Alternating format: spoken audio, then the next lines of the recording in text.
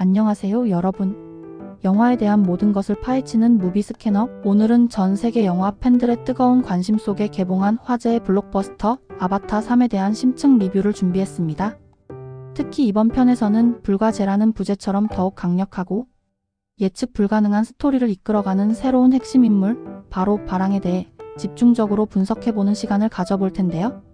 아바타 3의 전반적인 반응부터 바랑이라는 캐릭터가 영화 전체에 어떤 영향을 미치는지, 그리고 그녀의 숨겨진 매력까지 지금부터 함께 살펴보시죠. 아바타 3는 개봉 첫 주에 전 세계적으로 5천억 원이 넘는 엄청난 티켓 판매골을 올리며 여전히 아바타 시리즈의 위용을 과시했습니다. 이러한 흥행 성적은 전작들이 세운 엄청난 기록을 이어받아 제임스 카메론 감독이 구축한 판도라의 세계가 여전히 관객들에게 강력한 흡인력을 발휘하고 있음을 증명하는 것이었죠. 하지만 일각에서는 북미 시장 성적이 기대에 못 미쳤다는 평가도 나오고 있는데요. 일부 비평가들은 전작들에 비해 기술적인 면에서 혁신적인 눈뽕 효과가 다소 부족하다는 의견을 내놓기도 했습니다. 물론 이 평가는 어디까지나 아바타라는 이름이 가진 엄청난 기대치에 비춰본 것이라고 할 수 있겠죠. 아바타 1편이 제시했던 3D 기술의 혁명적인 경험, 그리고 2편 물의 길이 보여줬던 수중 세계의 경이로움에 대한 관객들의 기대는 상상을 초월할 정도였으니 말입니다. 그럼에도 불구하고 불가제의 부족이라는 새로운 등장인물들이 선사하는 비주얼은 여전히 강렬하고 인상적이라는 평이 지배적입니다. 특히 화산 활동이 활발한 지역을 배경으로 하는 만큼 이전과는 또 다른 색감과 질감의 판도라 행성을 경험할 수 있다는 점에서 시각적인 만족감은 여전하다는 평가가 많습니다. 스토리에 대한 반응도 흥미롭습니다. 이번 아바타 3에서는 기존의 선과 악이라는 단순한 이분법적 구도를 넘어 도덕적 딜레마를 심도 있게 탐구하는 복잡한 서사가 펼쳐집니다. 단순한 침략자와 저항자의 대결을 넘어 나비족 내부의 갈등, 그리고 환경 변화로 인한 생존의 문제까지 다루면서 이야기의 깊이를 더하고 있습니다.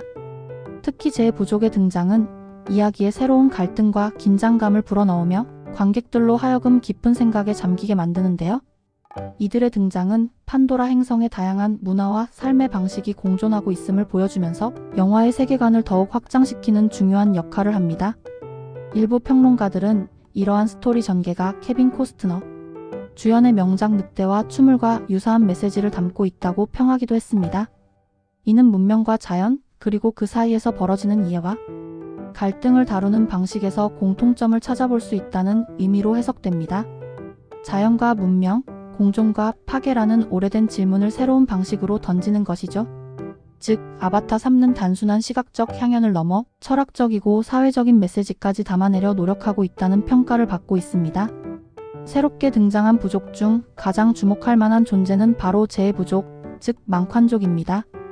이들은 화산 폭발로 삶의 터전을 잃은 후 생존을 위해 약탈을 서슴지 않는 강렬한 부족인데요.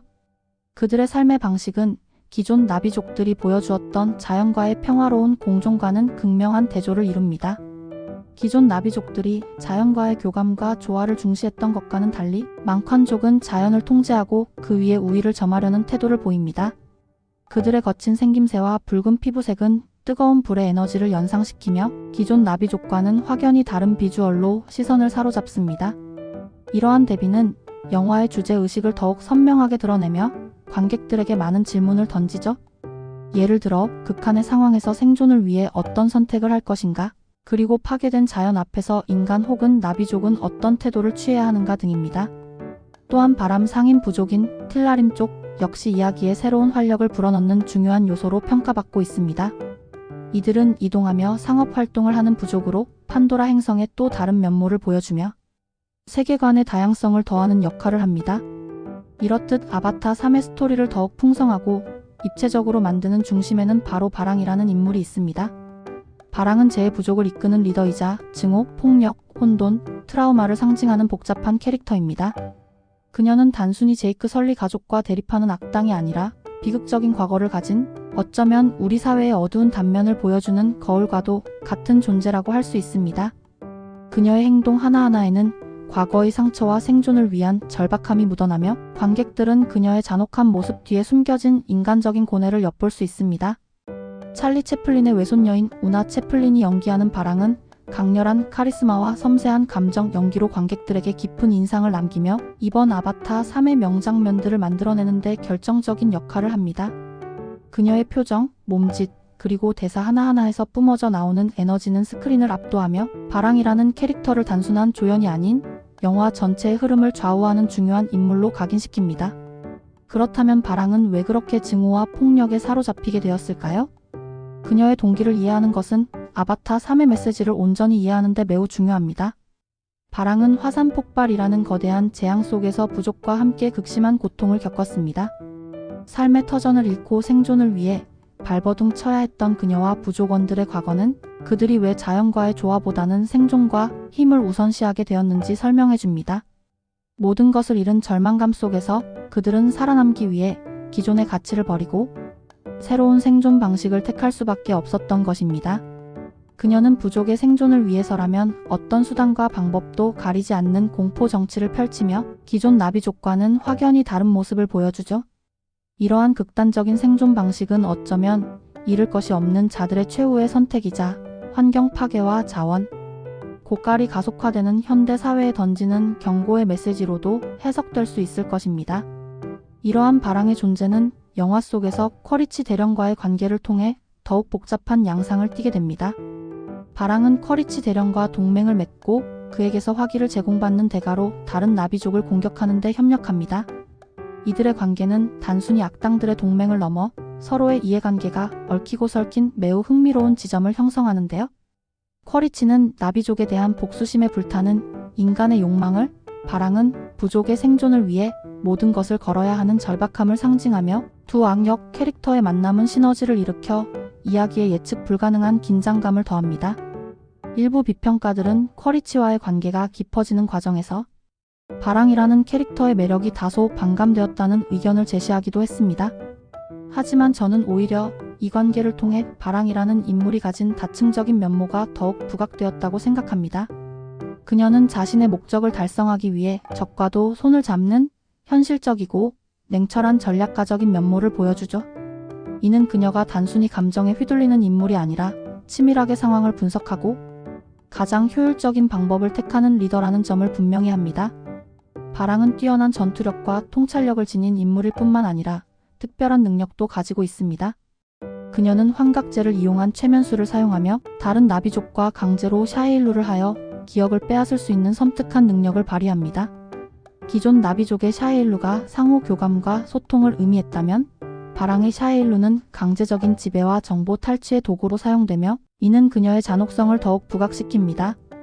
이러한 능력은 그녀를 더욱 위협적인 존재로 만들며 제이크 설리 가족에게 엄청난 위기를 안겨주게 되는데요. 바랑이 가진 독특한 능력들은 영화의 긴장감을 극대화하고 예측 불가능한 전개를 가능하게 하는 중요한 장치로 활용됩니다. 이는 단순한 물리적 힘을 넘어선 정신적 지배력으로 제이크 설리 가족이 단순히 힘으로 맞설 수 없는 새로운 차원의 위협에 직면하게 됨을 암시합니다. 이 외에도 아바타 3에는 흥미로운 루머와 정보들이 많습니다.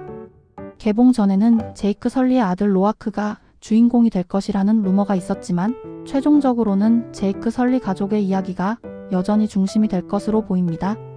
이는 팬들에게 익숙하고 사랑받는 캐릭터들과의 연결성을 유지하면서도 새로운 세대 이야기가 어떻게 융합될지에 대한 기대를 높이는 부분입니다. 로아크를 비롯한 설리 가족의 자녀들이 각자의 방식으로 판도라의 위기에 맞서는 모습은 세대 교체를 통한 새로운 영웅 서사의 가능성을 보여주기도 합니다. 또한 제임스 카메론 감독은 AI 기술을 사용하지 않고 배우들의 실제 연기를 통해 캐릭터를 구현했다고 밝혔는데요.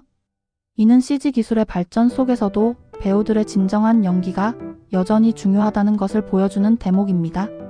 감독의 이러한 철학은 아바타 시리즈가 단순한 기술 과시용 영화가 아니라 인간적인 이야기와 감정을 중요하게 다루는 작품임을 다시 한번 일깨워줍니다. 배우들의 미묘한 표정 변화와 섬세한 감정 연기가 고스란히 스크린에 담겨 관객들이 캐릭터에 깊이 몰입할 수 있도록 돕는 것이죠. 그리고 아바타 3의 러닝타임은 약 3시간 17분으로 전작들처럼 긴 시간 동안 관객들을 판도라 행성으로 완벽하게 몰입시킬 예정입니다. 이 긴 러닝타임 속에서 바랑이라는 캐릭터는 제이크 설리 가족에게 어떤 영향을 미치고 궁극적으로 영화의 메시지를 어떻게 전달하게 될지 정말 기대가 됩니다. 단순히 오락적인 요소를 넘어 환경보호, 공존의 가치, 그리고 생존의 윤리적 딜레마에 대한 심도 깊은 질문을 던질 것으로 예상됩니다. 자, 지금까지 아바타 3의 전반적인 리뷰와 새로운 핵심 인물 바랑에 대해 자세히 살펴보았는데요. 바랑은 단순한 악당을 넘어 복잡한 동기와 깊은 상처를 지닌 입체적인 캐릭터입니다. 그녀의 등장은 아바타 3의 스토리를 더욱 풍부하고 다층적으로 만들며 관객들에게 자연과 인간, 생존과 파괴에 대한 깊은 질문을 던지고 있습니다. 그녀의 이야기는 우리가 살아가는 세상의 모습과도 연결되어 영화를 다 보고 난 후에도 오랫동안 곱씹게 만드는 여운을 남길 것입니다. 여러분은 아바타 3화 바랑이라는 캐릭터에 대해 어떻게 생각하시나요? 그녀의 행동에 공감하는 부분이 있었는지, 아니면 그녀를 완전히 부정적인 인물로만 보셨는지 등 댓글로 여러분의 솔직하고 다양한 의견을 자유롭게 공유해주세요. 오늘 영상이 좋으셨다면 구독과 좋아요, 알림 설정 잊지 마시고요. 저는 다음에도 더 흥미롭고 깊이 있는 영화 이야기로 찾아뵙겠습니다. 무비 스캐너였습니다. 시청해주셔서 감사합니다.